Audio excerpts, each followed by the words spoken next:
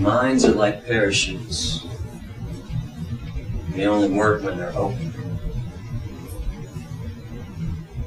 If we don't have open minds, how can we ever eradicate injustice and inequality and murder? There comes a time when you have to let go of the past if you want to make the future a better place. Just so you know, I don't think your parents did it maliciously, but you were lied to, just like my parents lied to me about proper human to animal relationships. You have to let go of barbaric customs, evil traditions when they harm somebody else. And there comes a time when you need to think for yourself and think outside of the box for a change. It's amazing to me that everybody thinks they're an individual on this planet.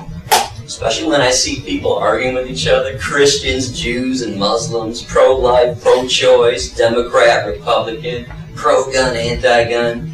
They are all the exact same. Because if you eat meat, cheese, milk, and eggs at the end of the day, you couldn't be more squarely inside the box. If I stood up amongst all those groups and said, hey, liberate the chickens, you'd see Christians, Muslims, and Jews holding hands, Democrats and Republicans getting together. This is the issue where you need to think outside the box for a change.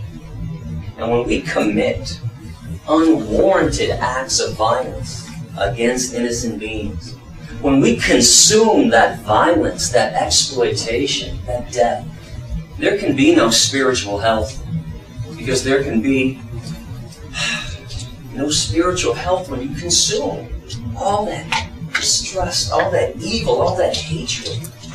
The conscience, the collective conscience of humankind has been fractured. Our hearts calloused, tattered, and torn because of how we treat the most innocent beings on this planet. What kind of person, what kind of society takes advantage of somebody who's weaker than they are? I know how you guys feel about child rapists. I feel the same way. Scum of the earth. I'm just kind of wondering why people don't feel the same exact way about people who abuse, torture, and murder animals. Because when it comes to protection, the need for protection, when it comes to innocence, who needs it more than animals? The children. Sadly, we do a horrible job of protecting both.